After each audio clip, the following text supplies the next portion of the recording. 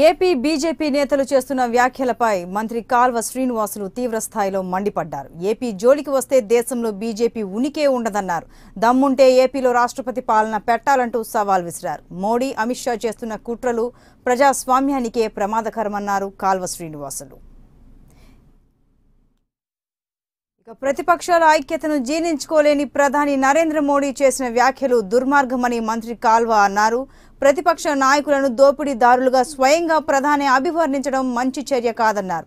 ప్రజాస్వామ్యంలో ఏ పార్టీకి అధికారం శాశ్వతం కాదన్నారు. కానీ అధికారాన్ని అడ్డు పెట్టుకుని మోడీ తీసుకుంటున్న నిర్ణయాలు ప్రజాస్వామ్యానికి ప్రమాదకరమని కాల్వ అన్నారు.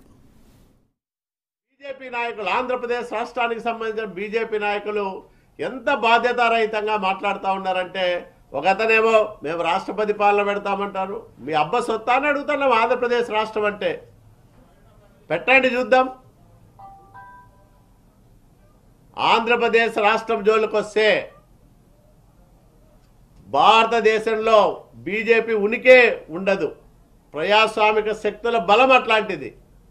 ప్రజాస్వామిక శక్తుల బలం అట్లా ఉంది కాబట్టి ప్రజాస్వామ్యం ఇంకా బతికి బట్టగట్టగలుగుతా ఉంది. మీ ఇష్టం వచ్చినట్లు మాట్లాడి ఆంధ్రప్రదేశ్ మీద మీకున్న కసిని, కక్షని తీర్చుకోవాలని చూస్తే మీకు ఎన్నికల్లో భారీగా బుద్ధి చెప్తారు ప్రజలు. ఆంధ్రప్రదేశ్ రాష్ట్రం అంటే ఆంధ్రప్రదేశ్ రాష్ట్రం ఎక్కడో పాకిస్తాన్లోనో లేకపోతే బంగ్లాదేశ్లోనో లేదు. ఇది భారతదేశంలో ఒక అంతర్భాగం, ఒక అన్నపూర్ణగా బాసిల్లిన ప్రాంతం.